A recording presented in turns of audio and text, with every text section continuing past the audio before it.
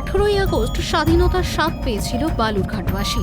ভারত স্বাধীন হওয়ার 3 দিন পর অর্থাৎ 18ই আগস্ট দক্ষিণ দিনাজপুরের জেলা সদর বালুরঘাট স্বাধীন হয়েছিল। এদিনই সরকারিভাবে বালুরঘাট স্বাধীন হয়েছে এই ঘোষণা করা হয়।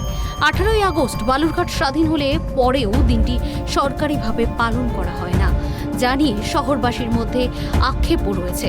শুধুমাত্র বিজেপি ও কিছু স্বেচ্ছাসেবী সংস্থার পক্ষ থেকে দিনটি পালন করা হতো। তবে এই প্রথমবার বালুরঘাট পুরসভার উদ্যোগে দিনটি যথাযথ মর্যাদায় পালন করার উদ্যোগ নেওয়া হয়।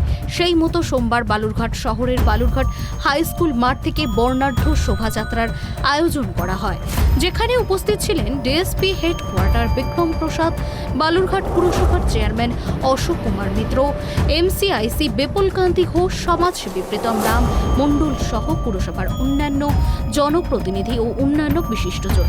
শুধুমাত্র বর্ণাঢ্য শোভাযাত্রা নয়, বালুরঘাটের স্বাধীনতা দিবসকে সামনে রেখে পথনাটিকা সহ একাধিক অনুষ্ঠানের আয়োজন করা হয়। ৭৯টি প্রদীপ প্রজ্বলন করে শঙ্খধ্বনির মধ্য দিয়ে দিনটি উদযাপন করা হয়। এছাড়াও শোভাযাত্রা থেকে বালুরঘাটের স্বাধীনতা সংগ্রামীদের সম্মান জানানো হয়। শোভাযাত্রায় বিভিন্ন স্কুলের পড়ুয়ারা অংশগ্রহণ করে। তো 18ই আগস্ট সেই আমাদের মুক্তি হলো পাকিস্তানের। তো 18ই আগস্ট এই জন্য আমরা এসেছি। আপনারা জানেন যে আমরা পরম রাষ্ট্রবাদী, আমরা পশ্চিমবঙ্গ সম্বন্ধে ভীষণ গর্বিত। আমরা সেইটা উদযাপন করতে এসেছি। 15ই আগস্টের পর 3 দিন বাদে কিন্তু আমরা বালুরঘাট স্বাধীনতা লাভ পেয়েছি। এই দিনটাকে আমরা পূর্ণ মর্যাদার সঙ্গে এবং নিষ্ঠা ভক্তি সহকারে আমরা বালুরঘাট পৌরসভার পক্ষ থেকে এই বছরই প্রথম বর্ণাঢ্য শোভাযাত্রা এবং সেই সমস্ত শহীদ যারা ছিল তাদেরকে আমরা স্মরণ করলাম।